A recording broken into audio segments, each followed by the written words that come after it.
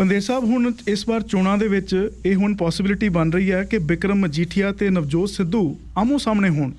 ਵਾਸੂ ਜੀ, ਕਾਫੀ ਦੇਰ ਤੋਂ ਜਿਹੜਾ ਹੈਗਾ ਜਿਹੜੀਆਂ VIP ਸੀਟਸ ਨੇ ਉਹਨਾਂ ਦੇ ਉੱਤੇ ਕੌਣ ਖੜੂਗਾ, ਆਮਣੇ ਸਾਹਮਣੇ ਲੜਨਗੇ ਕਿ ਨਹੀਂ ਲੜਨਗੇ ਜੀ। ਪਿਛਲੀਆਂ ਚੋਣਾਂ ਦੇ ਵੇਲੇ ਕੈਪਟਨ ਅਮਰਿੰਦਰ ਸਿੰਘ ਲੰਬੀ ਜਾ ਕੇ ਖੜੇ ਹੋ ਗਏ ਸੀ। ਉਹਨਾਂ ਨੇ ਸਰਦਾਰ ਪ੍ਰਕਾਸ਼ ਸਿੰਘ ਬਾਦਲ ਨੂੰ ਚੈਲੰਜ ਕੀਤਾ ਸੀ। ਬੇਸ਼ੱਕ ਇਸ ਦੀ ਗੱਲ ਇਹ ਸੀ ਕਿ ਫਿਕਸਡ ਮੈਚ ਸੀ, ਹਾਲੇ ਤੱਕ ਵੀ ਲੋਕੀ ਜਿਹੜੇ ਗੱਲ ਕਰਦੇ ਆ ਜਨਰਲ ਜੇ ਸਿੰਘ ਜਿਨ੍ਹਾਂ ਨੂੰ ਪਟਿਆਲੇ ਤੋਂ ਸ਼ਿਕਸਤ ਹੋਈ ਸੀ, ਉਹ ਹਾਲੇ ਵੀ ਹੁਣ BJP ਜੁਆਇਨ ਕਰਨ ਵੇਲੇ ਕਹਿ ਰਹੇ ਆ ਕਿ ਉਹ ਫਿਕਸਡ ਮੈਚ ਸੀਗਾ ਬਾਦਲਾਂ ਦਾ ਤੇ ਕੈਪਟਨ ਅਮਰਿੰਦਰ ਸਿੰਘ ਦਾ, ਔਰ ਇਸ ਦੇ ਉੱਤੇ ਕਾਫੀ ਲੋਕ ਵਿਸ਼ਵਾਸ ਵੀ ਕਰਦੇ ਆ।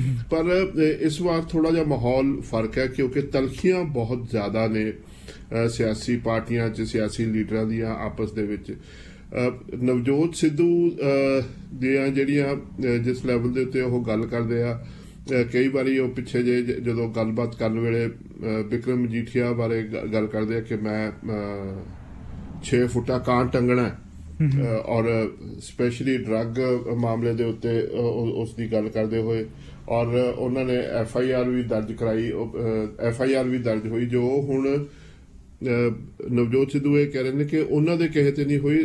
ਜਿਹੜਾ ਹੈਗਾ ਜਿਹੜੀਆਂ ਬਦਲੀਆਂ ਹੋਈਆਂ, ਜਿਸ ਨਵਾਂ ਐਡਵੋਕੇਟ ਜਨਰਲ ਆਇਆ, ਨਵਾਂ DGP ਲਾਉਣ ਦੇ ਨਾਲ ਪ੍ਰੋਸੈਸ ਸਟਾਰਟ ਹੋ ਗਏ ਤੇ ਔਰ ਉਹ ਇਹ ਕੇਸ ਚੱਲ ਪਏ।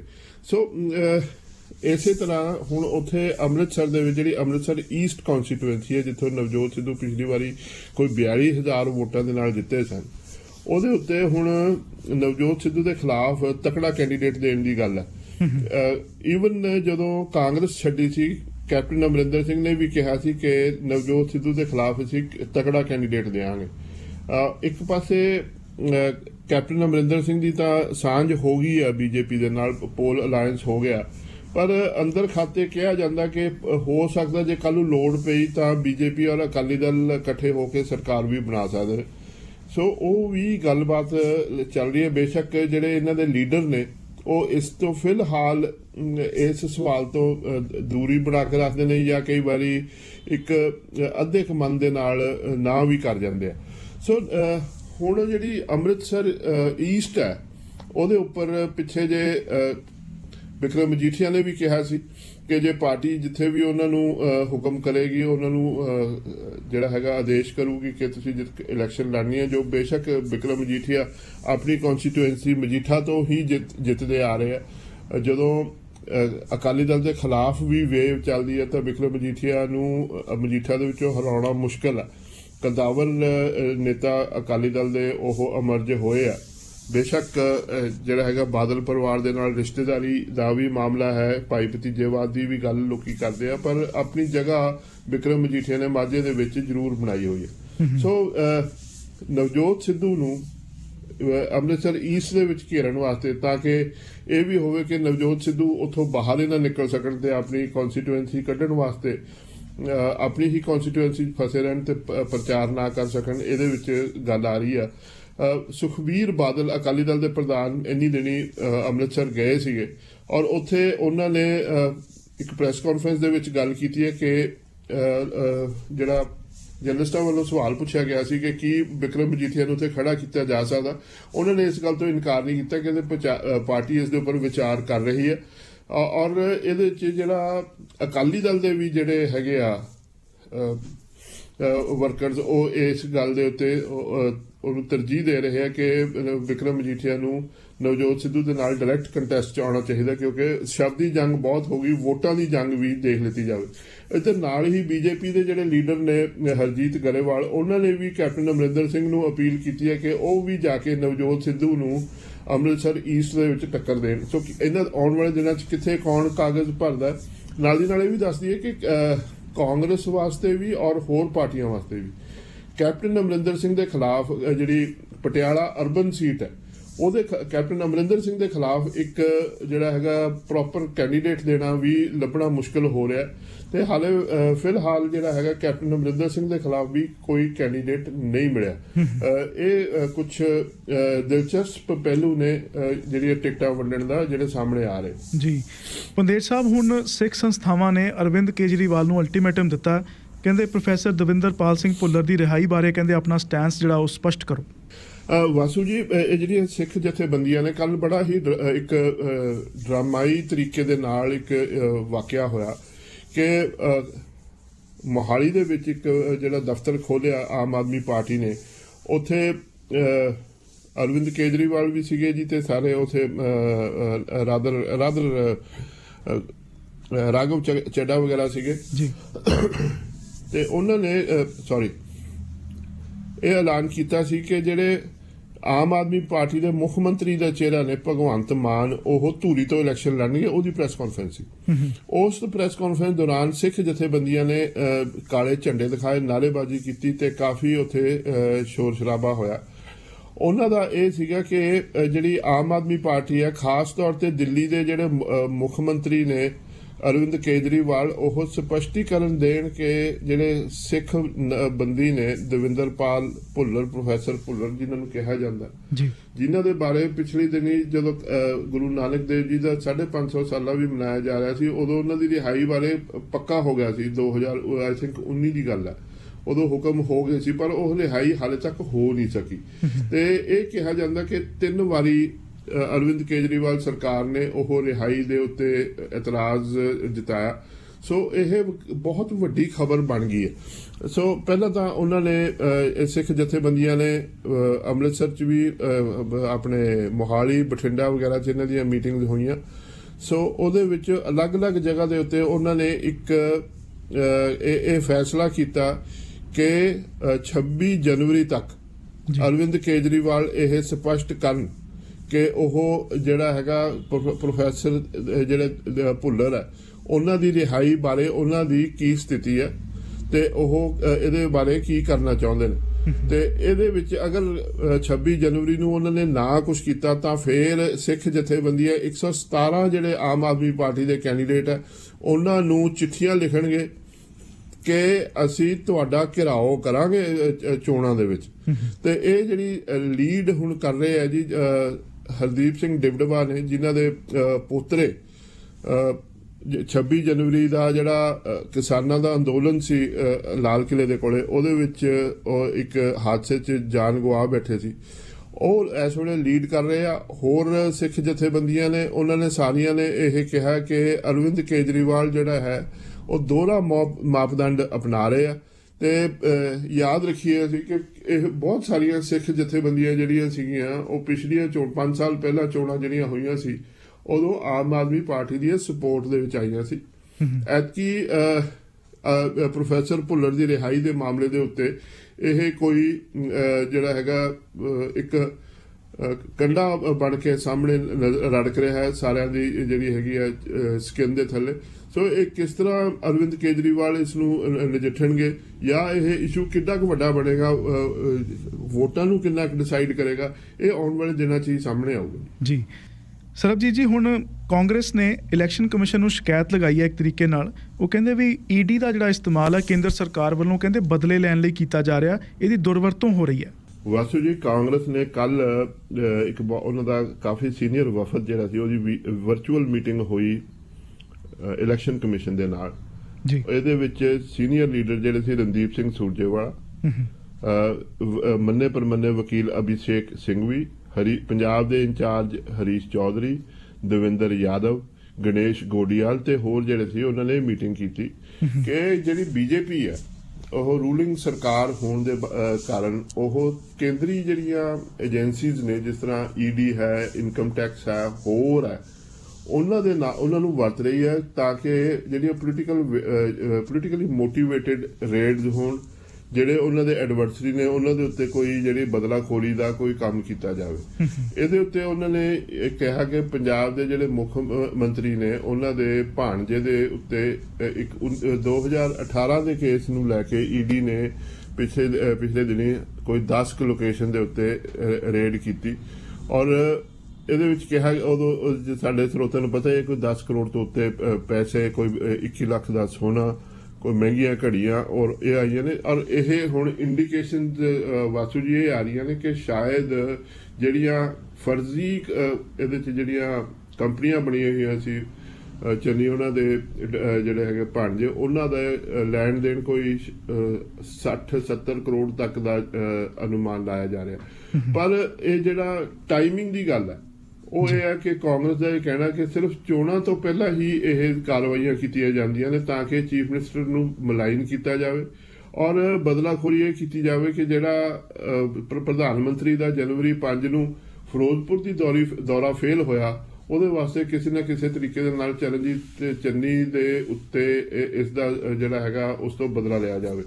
ਸੋ ਕਾਂਗਰਸ ਨੇ ਜਿਹੜਾ ਹੈਗਾ ਇਲੈਕਸ਼ਨ ਕਮਿਸ਼ਨ ਨੂੰ ਇਹ ਅਪੀਲ ਕੀਤੀ ਹੈ ਕਿ ਕੇਂਦਰ ਸਰਕਾਰ ਨੂੰ ਪਾਬੰਦ ਕੀਤਾ ਜਾਵੇ ਕਿ ਇਹਨਾਂ ਦਿਨਾਂ ਦੇ ਵਿੱਚ ਜਦੋਂ ਇਲੈਕਸ਼ਨ ਕੋਡ ਆਫ ਕੰਡਕਟ ਲਾਗੂ ਹੋ ਚੁੱਕਿਆ, ਉਹਨਾਂ ਦਿਨਾਂ ਦੇ ਵਿੱਚ ਬੈਕ ਡੇਟ ਜਾਂ ਕੋਈ ਸਰਕਾਰੀ ਰਿਕਾਰਡ ਚੋਂ ਚੱਕ ਕੇ ਕੋਈ ਜਿਹੜੀਆਂ ਚੀਜ਼ਾਂ ਨੇ ਉਹਨਾਂ ਨੂੰ ਵਰਤ ਕੇ ਆਪਣੀ ਬਦਲਾਖੋਰੀ ਦੀਆਂ ਨੀਤੀਆਂ ਦੇ ਉੱਤੇ ਠੱਲ ਪਾਈ ਜਾਵੇ, ਕਿਉਂਕਿ ਇਹਦੇ ਨਾਲ ਜਿਹੜਾ ਇੱਕ ਅਨਈਵਨ ਗਰਾਊਂਡ ਬਣਦਾ ਚੋਣਾਂ ਦੇ ਵਾਸਤੇ।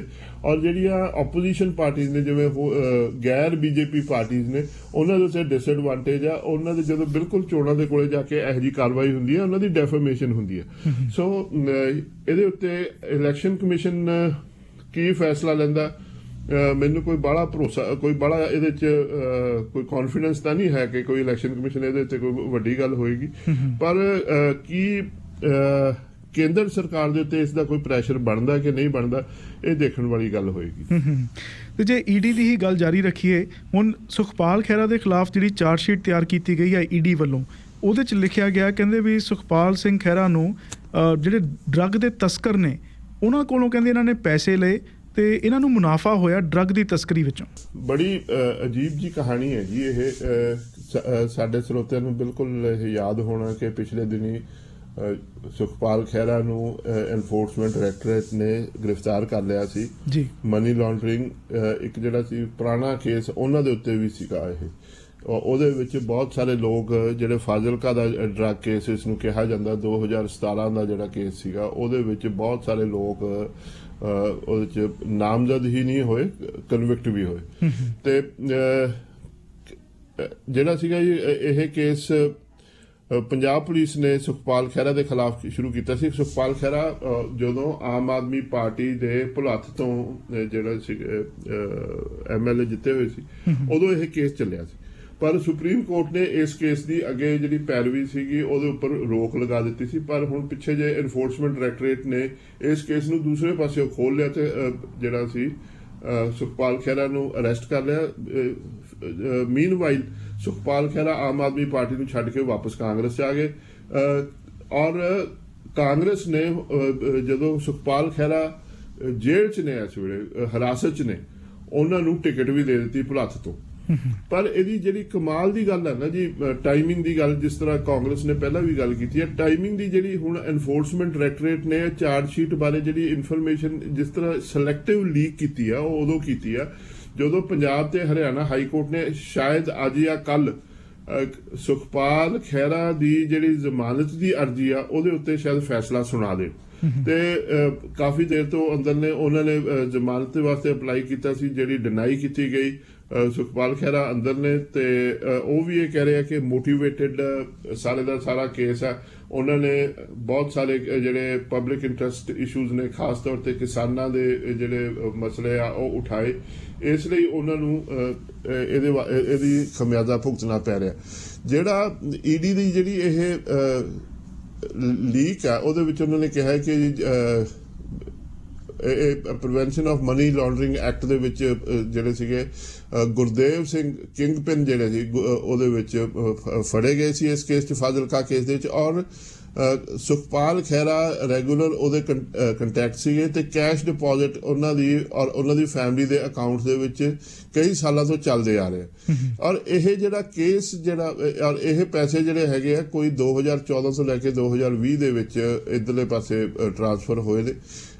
ਸੁਖਪਾਲ ਖਹਿਰਾ ਦਾ ਉਹਨਾਂ ਦਾ ਕਹਿਣ ਦਾ ਮਤਲਬ ਇਹ ਜਿਹੜੀ ਚਾਰਜ ਸ਼ੀਟ 'ਚ ਕਹਿਣਾ ਵਾ ਕਿ ਕੋਈ 6.5 ਕਰੋੜ ਰੁਪਈਆ ਉਹਨਾਂ ਨੇ ਆਪਣੇ ਆਪ ਤੇ ਔਰ ਆਪਣੀ ਫੈਮਿਲੀ ਦੇ ਉੱਤੇ ਖਰਚਿਆ, ਕਿ ਜਦ ਕਿ ਉਹਨਾਂ ਦੀਆਂ known sources of income 3 crore ਹੀ ਤੋਂ ਘੱਟ ਸੀ।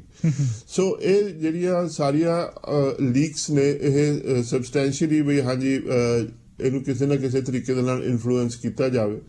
ਆਉਣ ਵਾਲੇ ਦਿਨਾਂ ਦੇ ਵਿੱਚ ਇਹ ਕੇਸ ਜਿਹੜਾ ਹੈ ਇਕੱਲਾ ਇੱਥੇ ਹੀ ਨਹੀਂ ਖੜੇਗਾ, ਇਹਦੇ ਵਿੱਚ ਬਹੁਤ ਸਾਰੇ ਹੋਰ ਕੇਸਿਸ ਨਾਲ ਇਹਦੇ 'ਚ ਆਉਣੇ ਆ, ਕਿਉਂਕਿ ਇਹਦੇ ਵਿੱਚ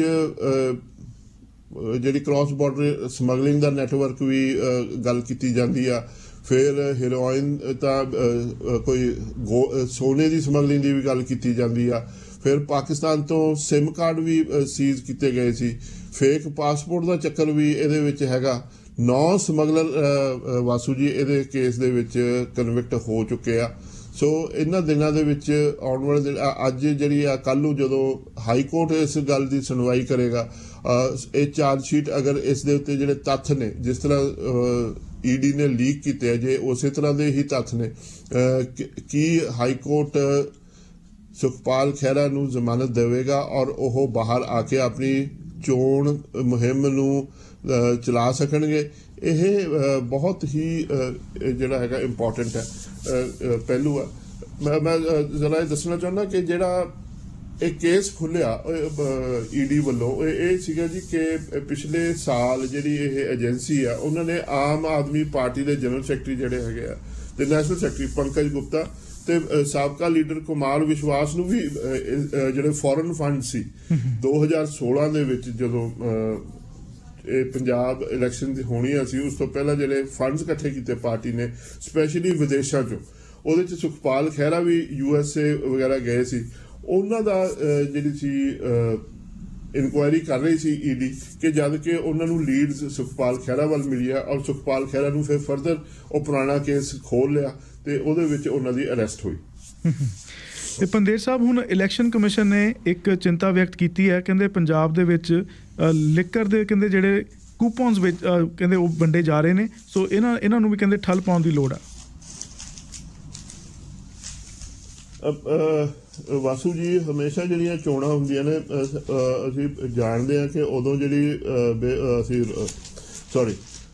ਬਹੁਤ ਸਾਰੇ ਲੋਕੀ ਕਹਿੰਦੇ ਜੀ ਕਿ ਸਾਫ਼ ਸੁਥਰੀਆਂ ਚੋਣਾਂ ਹੁੰਦੀਆਂ ਨੇ, ਹੋਣੀਆਂ ਚਾਹੀਦੀਆਂ ਨੇ, ਬਿਲਕੁਲ ਹੋਣੀਆਂ ਚਾਹੀਦੀਆਂ ਨੇ, ਔਰ ਇਹ ਚੋਣਾਂ ਦਾ ਜਿਹੜਾ ਇਲੈਕਸ਼ਨ ਇਸ਼ੂ ਵੀ ਬਣਦਾ ਕਿ ਵੋਟਾਂ ਦੀ ਲੁੱਟ ਕਿਸ ਤਰ੍ਹਾਂ ਹੁੰਦੀ ਹੈ, ਵੋਟਾਂ ਦੀ ਖਰੀਦੋ ਫਰੋਖਤ ਕਿਸ ਤਰ੍ਹਾਂ ਹੁੰਦੀ ਹੈ, ਔਰ ਸਭ ਤੋਂ ਵੱਡੀ ਖਰੀਦੋ ਫਰੋਖਤ ਹੁੰਦੀ ਹੈ ਸ਼ਰਾਬ ਦੀ ਜਾਂ ਨਸ਼ੇ ਦੀ। ਔਰ ਇਲੈਕਸ਼ਨ ਕਮਿਸ਼ਨ ਵੀ, ਸੁਪਰੀਮ ਕੋਰਟ ਵੀ, ਹਾਈ ਕੋਰਟ ਵੀ ਇਸ ਵਾਰ ਇਹਦੇ ਉੱਪਰ ਬਹੁਤ ਹੀ ਚਿੰਤਿਤ ਨੇ ਕਿ ਜਿਹੜੀਆਂ ਨਸ਼ਾ ਵਰਤ ਕੇ, ਕੋਈ ਵੀ ਕਿਸੇ ਕਿਸਮ ਦਾ ਨਸ਼ਾ ਵਰਤ ਕੇ ਵੋਟਾਂ ਦੀ ਲੁੱਟ ਕਿਵੇਂ ਉਹ ਰੋਕੀ ਜਾ ਸਕੇ। ਸੋ ਬੇਸ਼ੱਕ ਜਿਹੜੀ ਹੈਗੀ ਆ ਸੁਪਰੀਮ ਕੋਰਟ ਨੇ ਕਿਹਾ ਹੋਇਆ ਆਪਣੀ ਇਲੈਕਸ਼ਨ ਕਮਿਸ਼ਨ ਨੂੰ ਕਿ ਤੁਸੀਂ ਇਹ ਰੋਕਣਾ ਵਾ, ਤੇ ਇਲੈਕਸ਼ਨ ਕਮਿਸ਼ਨ ਨੇ ਇਹਦੇ ਉੱਤੇ ਕਾਰਵਾਈ ਵੀ ਸ਼ੁਰੂ ਕਰ ਦਿੱਤੀ ਹੈ ਤੇ ਉਹਨਾਂ ਨੇ ਜਿਹੜੀਆਂ ਜ਼ਿਲ੍ਹੇ ਦੇ ਵਿੱਚ ਐਡਮਿਨਿਸਟ੍ਰੇਸ਼ਨ ਆ, ਜਿਹੜਾ ਪ੍ਰਬੰਧ ਆ ਸਾਰਾ ਇਲੈਕਸ਼ਨ ਕਮਿਸ਼ਨ ਦਾ, ਉਹਨਾਂ ਨੂੰ ਕਿਹਾ ਕਿ ਜੀ ਟੀਮਾਂ ਸਪੈਸ਼ਲ ਬਣਾਓ ਕਿ ਪਰਚੀ ਸਿਸਟਮ ਹੁੰਦਾ ਜੀ। ਵਾਸੂ ਜੀ, ਬੜਾ ਇੰਟਰਸਟਿੰਗ ਸਿਸਟਮ ਹੈਗਾ ਕਿ ਤੁਸੀਂ ਸਿੱਧੀ ਬੋਤਲ ਨਹੀਂ ਫੜਾਉਂਦੇ ਜਾਂ ਤੁਹਾਨੂੰ ਪੇਟੀ ਨਹੀਂ ਫੜਾਉਂਦੇ। ਜਿਹੜੀ ਕੋਈ ਸਿਆਸੀ ਲੀਡਰ ਆ, ਸਿਆਸੀ ਪਾਰਟੀ ਆ ਜਾਂ ਇੰਡੀਵਿਜੂਅਲ ਕੈਂਡੀਡੇਟ ਆ, ਉਹ ਜਿਹੜੇ ਬੰਦੇ ਨੂੰ ਖਰੀਦਣਾ ਚਾਹੁੰਦੇ ਆ ਉਹਨਾਂ ਨੂੰ ਪਰਚੀ ਦੇ ਦਿੰਦੇ ਆ। ਠੇਕੇ ਵਾਲਿਆਂ ਦੇ ਨਾਲ ਪਹਿਲਾਂ ਗੱਲ ਕੀਤੀ ਹੁੰਦੀ ਹੈ ਵੀ ਆਹ ਮੇਰੀ ਪਰਚੀ ਹੋਊਗੀ, ਉਹਨੂੰ ਸੈਂਪਲ ਦਿੱਤਾ ਹੁੰਦਾ ਵੀ ਆਹ ਪਰਚੀ ਲੈਣ ਵਾਲਾ ਜਿਹੜਾ ਵੀ ਆਊਗਾ ਉਹਨੂੰ ਤੁਸੀਂ ਜਿਹੜੀ ਵੀ ਉਹਦੀ ਡਿਮਾਂਡ ਹੋਊ ਉਹ ਪੂਰੀ ਕਰ ਦਿਓ, ਉਹ ਜਿਹੜਾ ਪਰਚੀ ਦੇ ਹਿਸਾਬ ਨਾਲ। ਸੋ ਇਹ ਪਰਚੀ ਨੂੰ ਰੋਕਣ ਦੀ ਗੱਲ ਬਹੁਤ ਇੰਪੋਰਟੈਂਟ ਹੈ। 2017 ਦੇ ਵਿੱਚ ਜਿਹੜੀ ਸੀ ਤੁਸੀਂ ਇਹ ਦੇਖੋ 4.25 ਲੱਖ ਲੀਟਰ ਸ਼ਰਾਬ ਜ਼ਬਤ ਹੋਈ ਸੀ ਜੀ, ਭੁੱਕੀ ਕੋਈ 23 ਕੁਇੰਟਲ ਜ਼ਬਤ ਹੋਈ ਸੀ, ਗਾਂਜਾ 14 ਕੁਇੰਟਲ, ਜਿਹੜੀ ਅਫੀਮ ਹੈ ਉਹ ਕੋਈ 1 ਕੁਇੰਟਲ 32 ਕਿਲੋ, ਚਰਸ ਜਿਹੜੀ ਹੈਗੀ ਆ ਉਹ ਕੋਈ 14 ਕਿਲੋ ਸੀ, ਜਾਂ ਹੀਰੋਇਨ ਵੀ 11 ਕਿਲੋ ਬਰਾਮਦ ਹੋਈ, ਡਰੱਗ ਪਾਊਡਰ 7.7 ਕਿਲੋ। ਇਹ ਸਾਰੇ ਦੇ ਸਾਰੇ ਜਿਹੜੇ ਇਹ ਡਰੱਗਸ ਨਾਲ ਅਫੈਕਟਡ ਜਿਹੜੇ ਜ਼ਿਆਦਾ ਸਭ ਤੋਂ ਜ਼ਿਆਦਾ ਹੈਗੇ ਆ ਉਹ ਹੈਗੇ ਜੀ ਪਠਾਨਕੋਟ, ਅੰਮ੍ਰਿਤਸਰ, ਤਰਨਤਾਰਨ, ਹੁਸ਼ਿਆਰਪੁਰ, ਰੋਪੜ, ਲੁਧਿਆਣਾ, ਫਿਰੋਜ਼ਪੁਰ, ਬਠਿੰਡਾ ਤੇ ਪਟਿਆਲਾ। ਜਿਹੜੇ ਸ਼ਰਾਬ ਨਾਲ ਅਫੈਕਟਡ ਆ ਜੀ ਉਹ ਗੁਰਦਾਸਪੁਰ, ਅੰਮ੍ਰਿਤਸਰ, ਲੁਧਿਆਣਾ ਤੇ ਫਿਰੋਜ਼ਪੁਰ। ਸੋ ਇਹ ਸਾਰਿਆਂ ਦੇ ਉੱਤੇ ਇੱਕ ਸਪੈਸ਼ਲ ਹੁਣ CCTV ਲਾਏ ਜਾਣਗੇ ਰਾਉਂਡ ਦਾ ਕਲੌਕ, ਜਿਹੜੇ ਸ਼ਾਇਦ ਸ਼ਰਾਬ ਦੇ ਠੇਕਿਆਂ ਤੇ ਲੱਗਣਗੇ, ਔਰ ਜਿਹੜੀਆਂ ਹੈਗੀਆਂ ਕੋਈ ਛਾਪਾ ਮਾਰ, ਇੱਕ ਤਾਂ ਸਟੈਟਿਕ ਟੀਮਸ ਬਣਨੀਆਂ ਨੇ ਜਿਹੜੀਆਂ ਹਮੇਸ਼ਾ ਬੈਠੀਆਂ ਰਹਿਣਗੀਆਂ, ਇੱਕ ਫਲਾਈਂਗ ਸਕੁਐਡ ਜਿਹੜੇ ਉਹਨਾਂ 'ਚ ਵੀ ਇਜ਼ਾਫਾ ਕੀਤਾ ਗਿਆ ਇਲੈਕਸ਼ਨ ਕਮਿਸ਼ਨ ਵੱਲੋਂ, ਜਿਹੜੇ ਡਿਸਟ੍ਰਿਕਟ ਐਡਮਿਨਿਸਟ੍ਰੇਸ਼ਨ ਨੂੰ ਵੀ ਕਿਹਾ ਗਿਆ ਕਿ ਤੁਸੀਂ ਇਹਦੇ 'ਚ ਸਹਿਯੋਗ ਕਰੋ। ਸੋ ਇਹਦੇ ਵਿੱਚ ਇਸ ਵਾਰ ਜਦੋਂ ਚੋਣਾਂ ਖਤਮ ਹੋ ਜਾਣਗੀਆਂ ਉਦੋਂ ਦੇਖਾਂਗੇ ਜੀ ਕਿ ਐਤਕੀ ਜਿਹੜੇ ਇਹ ਪ੍ਰਬੰਧ ਕੀਤੇ ਜਾ ਰਹੇ ਆ ਕਿ ਇਹਦੇ 'ਚ ਸ਼ਰਾਬ ਦੀ ਵਿਕਰੀ ਦੇ ਵਿੱਚ ਵਾਕਈ ਕੋਈ ਘਾਟਾ ਹੋਇਆ ਕਿ ਨਹੀਂ ਹੋਇਆ। ਪੰਦੇਰ ਸਾਹਿਬ, ਇਸ ਵਾਰ ਕਹਿੰਦੇ ਮੀਂਹ ਬਹੁਤ ਪਿਆ ਤੇ ਜਿਹੜੀ ਗੁਲਾਬੀ ਸੁੰਡੀ ਦੀ ਸਮੱਸਿਆ ਵੀ ਰਹੀ, ਇਸ ਕਰਕੇ ਕਹਿੰਦੇ ਨਰਮੇ ਦਾ ਉਤਪਾਦਨ ਬੜਾ ਘੱਟ ਹੋਇਆ ਤੇ ਉਤਪਾਦਨ ਘੱਟ ਹੈ ਕਹਿੰਦੇ ਇਸ ਕਰਕੇ MSP ਤੋਂ 60% ਵੱਧ ਕੀਮਤ ਤੇ ਵਿਕ ਰਿਹਾ ਨਰਮਾ। ਬਿਲਕੁਲ ਵਾਸੂ ਜੀ, ਇਹਦੇ ਉੱਤੇ ਗੱਲ ਉਹੀ ਆ ਰਹੀ ਆ, MSP ਦਾ ਇਸ਼ੂ ਫੇਰ ਸਾਹਮਣੇ ਆ ਰਿਹਾ ਕਿ ਨਾਰਮਲੀ ਜਿਹੜਾ ਨਰਮਾ ਜਿਹੜਾ ਹੈ ਉਹਦੇ ਉੱਤੇ MSP ਹੁੰਦੀ ਆ ਆਪਣੇ ਜਿਹੜੀ ਇਹ ਕਾਟਨ ਬੈਲਟ ਆ, ਰਾਦਰ 3 ਸੂਬਿਆਂ ਦੀ ਰਲ ਕੇ ਇੱਕ ਕਾਟਨ ਬੈਲਟ ਬਣਦੀ ਆ। ਉਹ ਬਠਿੰਡਾ, ਮੁਕਤਸਰ, ਮਾਨਸਾ ਵਾਲਾ ਪਾਸਾ ਇਹ ਆ ਜਾਂਦਾ, ਦੂਸਰੇ ਪਾਸੇ ਸਿਰਸਾ ਜ਼ਿਲ੍ਹਾ ਜਿਹੜਾ ਹੈਗਾ ਹਰਿਆਣਾ ਦਾ, ਔਰ ਗੰਗਾਨਗਰ, ਹਨੂਮਾਨਗੜ੍ਹ ਜਿਹੜਾ ਹੈਗਾ ਉਹ ਰਾਜਸਥਾਨ ਦਾ। ਇਹ ਸਾਰੇ ਇਲਾਕੇ ਦੇ ਵਿੱਚ ਐਤਕੀ ਸੁੰਡੀ ਤੇ ਜਿਹੜੇ ਸੀਗਾ ਜੀ ਟਿੱਡੀ ਦਲ ਨੇ ਕਾਫੀ ਮਾਰ ਕੀਤੀ, ਉਹਦੇ ਨਾਲ ਨੁਕਸਾਨ ਬੜਾ ਹੋਇਆ।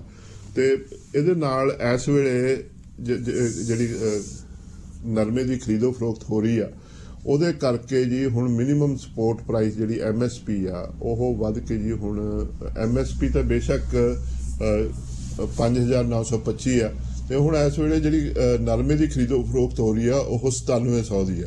9700 ਪਰ ਜਿਹੜੀ ਗੰਢ ਆ ਉਹਦੇ ਉੱਤੇ ਹੋ ਰਹੀ ਹੈ। ਸੋ ਜਿਹੜੀ ਇਹਦੀਆਂ ਇੰਟਰਨੈਸ਼ਨਲ ਪ੍ਰਾਈਸਿਸ ਨੇ ਉਹ ਵੀ ਬਹੁਤ ਜ਼ਿਆਦਾ ਨੇ ਇਸ ਵੇਲੇ, ਉਹ ਵੀ ਅਸਰ ਕਰ ਰਹੀਆਂ ਨੇ ਤੇ ਡਿਮਾਂਡ ਫੇਰ ਵਧੀ ਹੋਈ ਹੈ ਇਸ ਇਹਦੀ ਕਣਕ ਦੀ, ਤੇ ਜਿਹੜੀ ਇਹਦੀ ਹੈਗੀ ਆ ਸਾਰੇ ਦਾ ਸਾਰਾ ਸਿਸਟਮ ਜਿਹੜਾ ਹੈ। ਸੋ ਆਪਣਾ ਵਾਸੂ ਜੀ ਗੱਲ ਤਾਂ ਫੇਰ ਉਹੀ ਆ ਜਾਂਦੀ ਹੈ ਨਾ,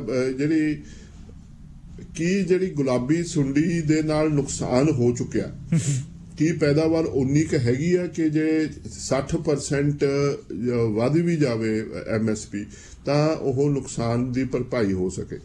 ਸੋ ਇਹਦਾ ਤਾਂ ਹਾਲੇ ਗਿਰਦਾਵਰੀਆਂ ਰਿਪੋਰਟਸ ਜਿੰਨੀਆਂ ਕੁ ਆਉਣਗੀਆਂ ਉਹਦੇ ਵਿੱਚ ਇੱਥੇ ਤੱਕ ਆਉਂਦੀਆਂ ਨੇ ਕਿ ਕਈ ਜਗ੍ਹਾ ਦੇ ਉੱਤੇ 70% ਦੀ ਜਿਹੜੀ ਕਪਾਹ ਦੀ ਜਾਂ ਨਰਮੇ ਦੀ ਫਸਲ ਆ ਉਹ ਤਬਾਹ ਹੋ ਚੁੱਕੀ ਹੈ। ਸੋ ਇਹ ਆਉਣ ਵਾਲੇ ਦਿਨਾਂ 'ਚ ਸਾਹਮਣੇ ਆਊਗੀ ਤੇ ਜੋ ਕਿਸਾਨ ਇਹ ਕਹਿ ਰਹੇ ਨੇ ਕਿ ਉਹਨਾਂ ਦੀ ਜਿਹੜੀ ਜਿਣਸ ਹੈ ਉਹਦੀ ਕਿਸੇ ਨਾ ਕਿਸੇ ਲੈਵਲ ਦੇ ਉੱਤੇ ਕੋਈ ਪ੍ਰੋਟੈਕਸ਼ਨ ਚਾਹੀਦੀ ਹੈ, ਉਹ ਮੁੱਦੇ ਨੂੰ ਫੇਰ ਹਾਈਲਾਈਟ ਕਰ ਰਿਹਾ। ਹੁਣ ਇੱਕ ਜਿਹੜੀ ਕੁਦਰਤੀ ਆਫਤਾ ਹੋ ਗਈ ਤੇ ਜਾਂ ਇੱਕ ਬਿਮਾਰੀ ਪੈ ਗਈ, ਉਹਦੇ ਨਾਲ ਪੈਦਾਵਾਰ ਇੰਨੀ ਘਟ ਗਈ ਕਿ ਤੁਹਾਨੂੰ MSP ਵਧਾਉਣੀ ਵੱਧ ਗਈ। ਕੀ ਫਿਰ ਬਾਕੀ ਫਸਲਾਂ ਵਾਸਤੇ ਵੀ ਇਹੀ ਹੋਊਗਾ ਕਿ ਜੀ ਲੋਕਾਂ ਨੂੰ ਇੰਤਜ਼ਾਰ ਕਰਨ ਕਿ ਉਹਨਾਂ ਦੀ ਪੈਦਾਵਾਰ ਘਟ ਜੇ ਤਾਂ ਕਿ MSP ਮਿਲੂਗੀ, ਔਰ ਫਿਰ ਕਿਸਾਨ ਦਾ ਜਿਹੜਾ ਬੈਲੈਂਸ ਸ਼ੀਟ ਆ ਉਹ ਕਿੱਥੇ ਜਾ ਕੇ ਖੜਦੀ ਆ, ਕਿਉਂਕਿ ਨੁਕਸਾਨ ਦੀ ਭਰਪਾਈ ਵੀ ਕਰਨੀ ਆ। 60% MSP ਵਧਣ ਦੇ ਨਾਲ ਜੇ ਪੈਦਾਵਾਰ ਥੋੜੀ ਆ ਉਹਦੇ ਨਾਲ ਕਿੰਨਾ ਕੁ ਭਰਪਾਈ ਹੋਊਗੀ, ਉਹ ਆਉਣ ਵਾਲੇ ਦਿਨਾਂ ਦੇ ਵਿੱਚ ਸਾਨੂੰ ਜਿਹੜੀਆਂ ਖੇਤੀ ਯੂਨੀਵਰਸਿਟੀਜ਼ ਨੇ ਉਹਨਾਂ ਨੂੰ ਇਹਦੇ ਬਾਰੇ ਜਿਹੜੀ ਹੈਗੀ ਹੈ ਇੱਕ ਸਟੱਡੀ ਦੀ ਲੋੜ ਆ। ਖੇਤੀ ਡਿਪਾਰਟਮੈਂਟ ਇਹਦੇ ਬਾਰੇ ਆਪਣੀ ਰਾਏ ਦੇਣ ਔਰ ਜਿਹੜੇ ਐਕਸਪਰਟ ਨੇ ਉਹ ਵੀ ਰਾਏ ਦੇਣ। MSP ਦਾ ਮੁੱਦਾ ਇਹਦੇ ਬਾਬਤ ਇੱਕ ਵਾਰੀ ਫੇਰ ਸੈਂਟਰ ਦੇ ਵਿੱਚ ਜੋ ਕਿਸਾਨ ਜਥੇਬੰਦੀਆਂ ਵੀ ਪਿਛਲੀ ਦਿਨਾਂ ਤੋਂ ਗੱਲ ਕਰ ਰਹੇ ਕਿ MSP ਦੀ ਇੱਕ ਗਾਰੰਟੀ ਹੋਣੀ ਚਾਹੀਦੀ ਹੈ, ਜਿਸ ਨੂੰ ਬਹੁਤ ਸਾਰੇ ਐਕਸਪਰਟ ਇਹ ਕਹਿ ਰਹੇ ਆ ਕਿ ਗਾਰੰਟੀਡ ਪ੍ਰੋਕਿਉਰਮੈਂਟ ਦੀ ਗੱਲ ਕਰ ਰਹੇ। ਕਿਸਾਨਾਂ ਨੇ MSP ਦੀ ਗੱਲ ਕੀਤੀ ਹੈ ਕਿ ਇੱਕ ਮਿਨੀਮਮ ਸਪੋਰਟ ਪ੍ਰਾਈਸ, ਜਿਸ ਤਰ੍ਹਾਂ ਜਿਹੜੀਆਂ ਬਾਕੀ ਕਮਰਸ਼ੀਅਲ ਜਿਹੜੀਆਂ ਵਸਤੂਆਂ ਨੇ ਉਹਨਾਂ ਉੱਤੇ ਮੈਕਸਿਮਮ ਰਿਟੇਲ ਪ੍ਰਾਈਸ ਲੱਗਦੀ ਹੈ, ਕਿਸਾਨ ਆਪਣੇ ਵਾਸਤੇ ਮਿਨੀਮਮ ਸਪੋਰਟ ਪ੍ਰਾਈਸ ਮੰਗ ਰਹੇ ਨੇ ਕਿ ਇਸ ਤੋਂ ਘੱਟ ਜਿਹੜੀ ਹੈਗੀ ਆ ਉਹ ਕੋਈ ਵੀ ਖਰੀਦ ਨਾ ਕਰੇ। ਇਹ ਨਹੀਂ ਕਹਿ ਰਹੇ ਸਰਕਾਰ ਹੀ ਖਰੀਦ ਕਰੇ, ਕੋਈ ਵੀ ਪ੍ਰਾਈਵੇਟ ਪਲੇਅਰ ਵੀ ਨਾ ਖਰੀਦ ਕਰੇ। ਸੋ ਇਹਦੇ ਵਿੱਚ ਜਿਹੜੀ ਹੈਗੀ ਆ ਇਹ ਇਸ਼ੂ ਕਦੋਂ ਰਿਜ਼ੋਲਵ ਹੋਊਗਾ? ਕੇਂਦਰ ਸਰਕਾਰ ਨੇ ਜਦੋਂ ਖੇਤੀ ਬਿੱਲ ਵਾਪਸ ਲਏ ਸੀ ਉਦੋਂ ਆਸ਼ਵਾਸਨ ਦਿੱਤਾ ਸੀ, ਵਾਅਦਾ ਕੀਤਾ ਸੀ ਕਿ ਅਸੀਂ ਇਹਦੇ ਉੱਪਰ ਕਮੇਟੀ ਬਣਾਵਾਂਗੇ। ਜਿਹੜਾ ਸੰਯੁਕਤ ਕਿਸਾਨ ਮੋਰਚਾ ਉਹਨਾਂ ਨੇ ਪਿਛਲੇ ਦਿਨੀ ਮੀਟਿੰਗ 'ਚ ਕਿਹਾ ਕਿ ਜਿਹੜੀ ਕੇਂਦਰੀ ਸਰਕਾਰ ਹੈ ਉਹਨਾਂ ਨੇ ਇਸ ਵਾਅਦੇ ਦੇ ਉੱਤੇ ਕੋਈ ਹਾਲੇ ਤੱਕ ਕਾਰਵਾਈ ਨਹੀਂ ਕੀਤੀ ਤੇ ਇਹਦੇ ਉੱਤੇ ਵਾਪਸ ਕੋਈ ਨਾ ਕੋਈ ਐਜੀਟੇਸ਼ਨ ਕਰਨ ਦੀ ਲੋੜ ਪੈ ਸਕਦੀ ਹੈ। ਸੋ MSP ਜਿਹੜਾ ਹੈਗਾ ਜਿਹੜਾ ਹਿੰਦੁਸਤਾਨ ਦੀ ਖੇਤੀ ਜਿਹੜਾ ਸੈਕਟਰ ਹੈ ਉਹਦੇ ਵਾਸਤੇ ਇੱਕ ਅਹਿਮ ਮੁੱਦਾ ਬਣ ਕੇ ਸਾਹਮਣੇ ਹਮੇਸ਼ਾ ਹੀ ਰਹੇਗਾ। ਜੀ ਪੰਦੇਰ ਸਾਹਿਬ, ਹੁਣ ਪੰਜਾਬ ਦੇ ਵਿੱਚ ਬੀਜੇਪੀ ਵੱਲੋਂ ਕੋਸ਼ਿਸ਼ ਕੀਤੀ ਜਾ ਰਹੀ ਹੈ ਕਿ ਵੱਧ ਤੋਂ ਵੱਧ ਸਿੱਖ ਆਗੂਆਂ ਨੂੰ ਪਾਰਟੀ 'ਚ ਸ਼ਾਮਲ ਕੀਤਾ ਜਾਏ। ਇਸ ਰਣਨੀਤੀ ਨਾਲ ਪਾਰਟੀ ਨੂੰ ਕਿੰਨਾ ਕੁ ਫਾਇਦਾ ਹੋਣ ਦੇ ਅਸਾਰ ਨੇ? ਵਾਸੂ ਜੀ, ਇੱਕ ਤਾਂ ਪਹਿਲੀ ਗੱਲ ਸਾਨੂੰ ਥੋੜਾ ਜਿਹਾ ਜਿਹੜਾ ਇਤਿਹਾਸ 'ਚ ਜਾਣ ਦੀ ਪਿਛਲੇ ਜਿਹੜਾ ਪਾਸਟ ਦੇ ਵਿੱਚ ਜਾਣ ਦੀ ਲੋੜ ਹੈ ਕਿ 2 ਪਾਰਲੀਮੈਂਟ ਦੀਆਂ ਇਲੈਕਸ਼ਨਸ ਹੋਈਆਂ ਜੀ, ਉਹਨਾਂ ਦੇ ਵਿੱਚ ਜੋ ਮੇਰੇ ਹਿਸਾਬ ਦੇ ਨਾਲ ਬੀਜੇਪੀ ਨੂੰ ਥੋੜਾ ਜਿਹਾ ਚੁੱਭ ਰਿਹਾ ਕਿ ਮੋਦੀ ਵੇਵ ਚੱਲੀ ਦੋਨਾਂ ਵੇਲੇ ਜੀ, ਔਰ ਪੰਜਾਬ ਦੇ ਵਿੱਚ ਮੋਦੀ ਵੇਵ ਨਹੀਂ ਚੱਲੀ। ਔਰ ਕਮਾਲ ਦੀ ਗੱਲ ਤਾਂ ਇਹ ਹੈ ਕਿ ਬੇਸ਼ੱਕ ਅਸੀਂ ਫਿਰਕੂਲੀਆਂ ਦੇ ਉੱਤੇ ਨਹੀਂ ਵੰਡਦੇ, ਪਰ ਪੰਜਾਬ ਦੇ ਜਿਹੜਾ ਜਿਹਨੂੰ ਮੈਂ ਕਮਿਊਨਲ ਅਰਿਥਮੈਟਿਕ ਕਹਿੰਦਾ, ਉਹ ਥੋੜਾ ਜਿਹਾ ਵੱਖਰਾ ਹੈ ਬਾਕੀ ਦੇਸ਼ ਦੇ ਨਾਲ। ਜਿਹੜਾ ਪੰਜਾਬ ਦਾ ਜਿਹੜਾ ਸਿੱਖ ਹੈ ਉਹ ਰੈਡੀਕਲਾਈਜ਼ ਨਹੀਂ ਹੁੰਦਾ ਔਰ ਉਹ ਜਿਹੜੀਆਂ ਸੈਪਰੇਟਿਸਟ ਜਿਹੜੀਆਂ ਡਿਮਾਂਡਸ ਨੇ ਉਹਨਾਂ ਵੱਲ ਇੰਨਾ ਝੁਕਾਅ ਨਹੀਂ ਹੁੰਦਾ। ਉਸੇ ਟਾਈਮ ਤੇ ਜਿਹੜਾ ਪੰਜਾਬ ਦਾ ਜਿਹੜਾ ਹਿੰਦੂ ਹੈ ਉਹਨੇ ਫਿਲਹਾਲ ਜਿਹੜਾ ਬੀਜੇਪੀ ਦਾ ਜਾਂ ਆਰਐਸਐਸ ਦਾ ਹਿੰਦੂਤਵਾ ਦਾ ਜਿਹੜਾ ਮਾਡਲ ਆ ਉਹਨੂੰ ਵੀ ਐਕਸੈਪਟ ਨਹੀਂ ਕੀਤਾ। ਇਸ ਕਾਰਨ ਜਿਹੜੀ ਹੈਗੀ ਆ ਬੀਜੇਪੀ ਦੇ ਪੰਜਾਬ ਦੇ ਵਿੱਚ ਪੈਰ ਨਹੀਂ ਲੱਗਦੇ। ਔਰ ਇਹ ਵੀ ਸੀਗਾ ਕਿ ਬੀਜੇਪੀ ਹੁਣ ਤੱਕ ਅਕਾਲੀ ਦਲ ਦੇ ਉੱਤੇ ਨਿਰਭਰ ਰਹੀ ਹੈ 1996 ਤੋਂ ਲੈ ਕੇ ਜਦੋਂ ਤੱਕ ਖੇਤੀ ਕਾਨੂੰਨ ਨਹੀਂ ਸੀ ਪਾਸ ਕੀਤੇ ਉਦੋਂ ਤੱਕ, ਕਿ ਉਹ ਆਪਣਾ ਮਾੜਾ ਮੋਟਾ ਪੰਜਾਬ ਦੇ ਵਿੱਚ ਟਮਟਮਾ ਰੱਖੇ ਤੇ ਅਕਾਲੀ ਦਲ ਦਾ ਮੇਨ ਰੋਲ ਹੁੰਦਾ ਸੀ। ਪਿੱਛੇ ਜੇ ਉਹਨਾਂ ਦਾ ਅਕਾਲੀ ਦਲ ਨਾਲ ਤੋੜ ਵਿਛੋੜਾ ਹੋ ਗਿਆ। ਸੋ ਬੀਜੇਪੀ ਹੁਣ ਇਸ ਵੇਲੇ ਕਾਫੀ ਤਤਪਰ ਹੈ, ਜਿਹੜਾ ਪੱਬਾਂ ਭਾਲ ਹੋਈ ਬੈਠੀ ਹੈ ਕਿ ਪੰਜਾਬ ਦੇ ਵਿੱਚ ਆਪਣੀ ਇੱਕ ਹੋਂਦ ਬਣਾਉਣਾ ਚਾਹੁੰਦੇ ਆ। ਇਹਦਾ ਇੱਕ ਕਾਰਨ ਹੋਰ ਵੀ ਹੈ ਕਿ ਬੀਜੇਪੀ ਦੀ ਲੀਡਰਸ਼ਿਪ ਦੇ ਵਿੱਚ ਇਹ ਵੀ ਇੱਕ ਮਤ ਬਣ ਗਿਆ ਕਿ ਜੇ ਬੀਜੇਪੀ ਪੰਜਾਬ ਦੇ ਵਿੱਚ ਸਰਕਾਰ ਬਣਾਵੇ ਜਾਂ ਸਰਕਾਰ ਬਣਾਉਣ 'ਚ ਹਿੱਸੇਦਾਰੀ ਉਹਨਾਂ ਦੀ ਹੋਵੇ ਤਾਂ ਉਹ ਦੁਨੀਆ 'ਚ ਜਾ ਕੇ ਦੱਸ ਸਕਦੇ ਨੇ ਕਿ ਜਿਹੜਾ ਕਿਸਾਨ ਅੰਦੋਲਨ ਪੰਜਾਬ 'ਚੋਂ ਉੱਠ ਕੇ ਆਇਆ ਸੀ ਉੱਥੇ ਉਹਨਾਂ ਦੇ ਜਿਹੜੀ ਦੱਸਿਆ ਜਾਂਦਾ ਕਿ ਪਪੂਲੈਰਿਟੀ ਡਾਊਨ ਆ, ਉੱਥੇ ਉਹ ਸਰਕਾਰ ਦਾ ਹਿੱਸਾ ਨੇ ਔਰ ਉਹਨਾਂ ਦੀ ਇਮੇਜ ਜਿਹੜੀ ਥੋੜੀ ਮੋਟੀ ਜਿਹੜੀ ਕਿਸਾਨ ਅੰਦੋਲਨ ਵੇਲੇ ਕਾਫੀ ਨੁਕਸਾਨ ਹੋਇਆ ਸੀ ਉਹ ਇੱਕ ਰਿਕਵਰ ਹੁੰਦੀ ਹੈ। ਸੋ ਇਸ ਵਾਸਤੇ ਜਿਹੜੀ ਬੀਜੇਪੀ ਨੂੰ ਪੰਜਾਬ ਦੇ ਵਿੱਚ ਇਹ ਦਿਖਾਇਆ ਜਾਂਦਾ ਕਿ ਇਹ ਇੱਕ ਹਿੰਦੂ ਭਾਈਚਾਰੇ ਦੇ ਨਾਲ ਹੀ ਰਿਲੇਟਡ ਆ, ਹਿੰਦੂ ਥਾਟ ਨੂੰ ਹੀ ਅੱਗੇ ਵਧਾਉਂਦੀ ਹੈ। ਸੋ ਬੀਜੇਪੀ ਨੇ ਉਸ ਤੋਂ ਇੱਕ ਬਈ ਜਿਸ ਤਰ੍ਹਾਂ ਅਸੀਂ ਪਹਿਲਾਂ ਕਿਹਾ ਕਿ ਜਿਹੜਾ ਪੰਜਾਬ ਦਾ ਹਿੰਦੂ ਆ ਔਰ ਪੰਜਾਬ ਦਾ ਜਿਹੜਾ ਸਿੱਖ ਆ ਉਹ ਬਾਕੀ ਦੇਸ਼ ਵਾਂਗੂ ਨਹੀਂ ਬਿਹੇਵ ਕਰਦਾ, ਇੱਥੇ ਧਰੂਵੀਕਰਨ ਨਹੀਂ ਹੋ ਪਾ ਰਿਹਾ। ਸੋ ਬੀਜੇਪੀ ਨੇ ਨਵੀਂ ਸਟ੍ਰੈਟੇਜੀ ਕੀਤੀ ਕਿ ਪੰਜਾਬ ਦੇ ਸਿੱਖ ਚਿਹਰਿਆਂ ਨੂੰ ਲਿਆ ਜਾਵੇ। ਮਨਜਿੰਦਰ ਸਿਰਸਾ ਨੂੰ ਲਿਆ ਗਿਆ, ਕੈਪਟਨ ਅਮਰਿੰਦਰ ਸਿੰਘ ਨੂੰ ਆਪਣੇ ਵੱਲ ਕੀਤਾ ਗਿਆ, ਸੁਖਦੇਵ ਸਿੰਘ ਢੀਂਡਸਾ ਨੂੰ ਆਪਣੇ ਵੱਲ ਕੀਤਾ। ਔਰ ਅਹਿਮ ਇਹ ਗੱਲ ਹੈ ਕਿ ਦਮਦਮੀ ਟਕਸਾਲ ਦੇ ਬੁਲਾਰੇ ਸਰਚਾਂਦ ਸਿੰਘ ਉਹਨਾਂ ਨੂੰ ਵੀ ਆਪਣੇ ਵੱਲ ਆਪਣੇ ਖੇਮੇ 'ਚ ਲਿਆ ਗਿਆ। ਇਹਦੇ ਨਾਲ 2 ਚੀਜ਼ਾਂ ਹੋਈਆਂ ਨੇ।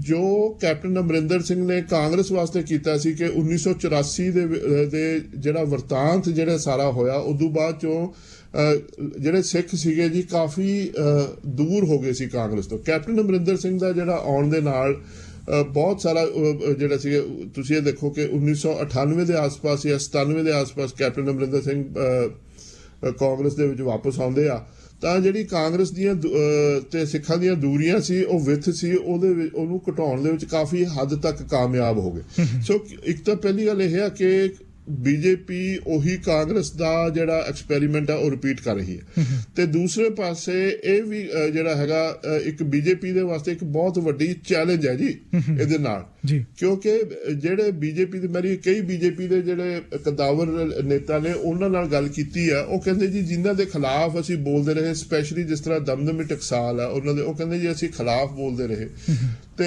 ਅਸੀਂ ਜਦੋਜਹਿਦ ਕੀਤਾ, ਸਾਡੇ ਲੀਡਰ ਜਿਹੜੇ ਹੈਗੇ ਆ ਉਹਨਾਂ ਦਾ ਨੁਕਸਾਨ ਵੀ ਹੋਇਆ, ਅੱਜ ਉਹਨਾਂ ਨੂੰ ਆਪਣੇ ਨਾਲ ਪਾ ਲਈਏ ਤੇ ਇਹ ਸਾਡੇ ਵਾਸਤੇ ਬੜਾ ਮੁਸ਼ਕਿਲ ਹੋ ਰਿਹਾ।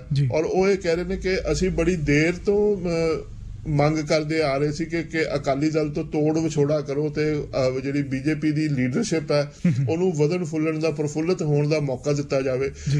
ਉਹ ਕਹਿੰਦੇ ਲੋਕਲ ਜਿਹੜਾ ਟੈਲੈਂਟ ਸੀ ਜਿਹਨੇ ਹੁਣ ਤੱਕ ਸਟਰਗਲ ਕੀਤਾ ਉਹਨੂੰ ਤਾਂ ਮੌਕਾ ਜਿਹੜੀ ਪਾਰਟੀ ਦੀ ਹਾਈ ਕਮਾਂਡ ਨਹੀਂ ਦੇ ਰਹੀ, ਬਾਹਰੋਂ ਇੰਪੋਰਟ ਕਰਕੇ ਜਿਨ੍ਹਾਂ ਦਾ ਪਾਰਟੀ ਦੀ ਆਈਡੀਓਲੋਜੀ ਦੇ ਨਾਲ ਕੋਈ ਲੈਣਾ ਦੇਣਾ ਨਹੀਂ ਉਹਨਾਂ ਨੂੰ ਲਿਆ ਕੇ ਇੰਪੋਜ਼ ਕਰ ਰਹੀ ਹੈ। ਉਹਦੇ 'ਚ ਇੱਕ ਖਟਾਸ ਪੈਦਾ ਹੋ ਰਹੀ ਹੈ ਜਿਹੜਾ ਟ੍ਰੈਡੀਸ਼ਨਲ ਕਾਡਰ ਹੈ ਬੀਜੇਪੀ ਦਾ। ਕੀ ਇਹ ਜਿਹੜਾ ਕਾਡਰ ਹੈ ਇਸ ਖਟਾਸ ਦੇ ਨਾਲ ਕਿਤੇ ਕਾਂਗਰਸ ਦੇ ਵੱਲ ਪਿਛਲੀ ਵਾਰੀ ਵਾਂਗੂ ਤਾਂ ਨਹੀਂ ਤੁਰ ਪਊਗਾ? ਇਹ ਜਿਹੜੇ ਹੈਗੇ ਪੋਲ ਸਰਵੇਖਣ ਜਿਹੜੇ ਅੱਜ ਕੱਲ ਆ ਰਹੇ ਨੇ ਉਹ ਇਹੋ ਜਿਹੇ ਮੁੱਦਿਆਂ ਨੂੰ ਨਹੀਂ ਸਾਹਮਣੇ ਮੱਦੇ ਨਜ਼ਰ ਰੱਖਦੇ। ਸੋ ਪੰਜਾਬ ਦੀ ਜਿਹੜੀ ਬਹੁ ਕੋਣੀ ਜਿਹੜੀ ਐਤਕੀ ਵੋਟਾਂ ਹੋਣੀਆਂ ਇਲੈਕਸ਼ਨ ਦਾ ਜਿਹੜਾ ਪ੍ਰੋਗਰਾਮ ਹੈ ਉਹਦੇ ਵਿੱਚ ਇਹ ਨਿੱਕੇ ਨਿੱਕੇ ਛੋਟੇ ਛੋਟੇ ਮੁੱਦੇ ਜਿਹੜੇ ਹੈਗੇ ਆ ਜਾਂ ਟ੍ਰੈਂਡ ਜਿਹੜੇ ਹੈ ਰੁਝਾਨ ਇਹ ਵੀ ਵੋਟਾਂ ਨੂੰ ਦਾ ਇੱਕ ਫੈਸਲਾਕੁਨ ਪ੍ਰਭਾਵ ਛੱਡ ਕੇ ਜਾਣਗੇ। ਬੰਦੇਰ ਸਾਹਿਬ ਥੈਂਕ ਯੂ ਵੈਰੀ ਮੱਚ ਇਹ ਸਾਰੀਆਂ ਖਬਰਾਂ ਸਾਡੇ ਨਾਲ ਸਾਂਝੀਆਂ ਕਰਨ ਲਈ ਤੇ ਕੱਲ ਫਿਰ ਗੱਲਬਾਤ ਕਰਦੇ ਹਾਂ ਜੀ। ਸ਼ੁਕਰੀਆ ਜੀ।